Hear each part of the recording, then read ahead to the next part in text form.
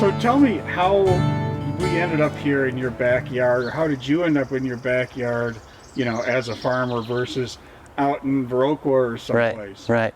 Well, I started out farming rurally and on rented land, and my wife and I had probably a 3-year search where we courted many landowners and tried to make a compelling case of why they should sell their land to us below market value because we couldn't afford market value, you know, Sure. even for a few acres. And so what happened is we'd get so close and we'd think that we were, you know, had convinced someone to give us a deal, and then at the last minute it would fall through. So we resolved that we would look for a place in town that had some land associated with it, and that we would make the best go of it. And Okay. And at that time it had occurred to me that doing seedling production in a small greenhouse in the city, there could be some good income associated with that. Sure. And so up to this year it's been a profitable avocation rather than my full-time job. Mm-hmm. But the more I do it, the more I love it, and the more I want to make it into a full-time job. Maybe teaching on the side, teaching about what I'm doing, as Sure. well as doing it, and blending that together to be my full-time job. But in the meantime, I'm a teacher in the public schools, and that's a really important job for me as well. So Okay. I don't take my commitment to that lightly. Okay. Yeah. So we're, you know, we are in Madison in a lot, Right. on a lot, Right. and this is a viable farm. It is a viable farm. This is called a greenhouse, right? Well, I don't know. Some people call it a hoop house. Some people call it a greenhouse. It's homemade. It measures 10 feet wide by 40 feet long. Okay. And I can get 200 flats like this in here at a time. This is where I love to spend time in the springtime. It's Sure. just warm and cozy. The plants are robust and healthy, and I see them grow a little bit every day. And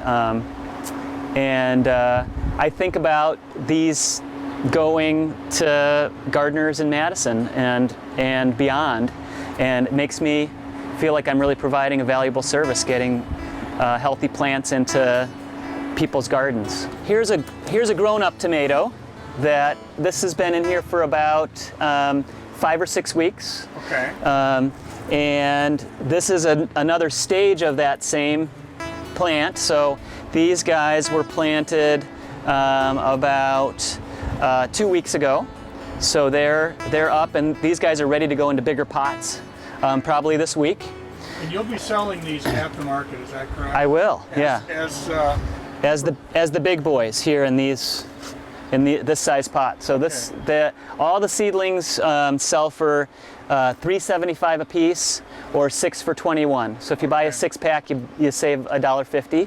Niagas, which is a Polish purple heirloom. I have Rosso Sicilian, which is from Italy. Opalka, another Polish heirloom. I'm a French teacher, so I have quite a few French varieties. I have Ananas Noir, which translates to black pineapple. I have Jaune Flamme, which is Yellow Flame, which is a nice salad-sized orange tomato that is super sweet and is one of the earliest tomatoes. And then a lot of American heirlooms like Cherokee Purple and Brandywine, Amish Paste. Nice. Yeah, lots. So many, it's hard to remember all of them, but I would say probably 20, 25 different varieties of tomatoes. Right. And so coming on back here, we've got basil, chives, fennel, oregano, Swiss chard, chervil, lettuces, nasturtium, parsley, celery. Yeah. Lots of good stuff. And that's just in the hoop house. That's just in the hoop house, and so there's more that's growing in the ground outside, and then we've got quite a few other varieties that are hardening off in the cold frame outside. Great. Yeah, is an unprecedented spring. I know that I'm not the only grower that's really risked planting things early this year. So the garlic is something that is, I'd say it's pretty far along this year. It's planted in the fall and comes up in the spring of its own accord, and so it's pretty far along. Now, will you be bringing this to market? I will, in fact, yeah, if the restaurants don't buy it up before I have a chance. Is this what you call a cold frame? This is a cold frame. It does have plastic that can go over the top of it to protect it from wind or cold temperatures.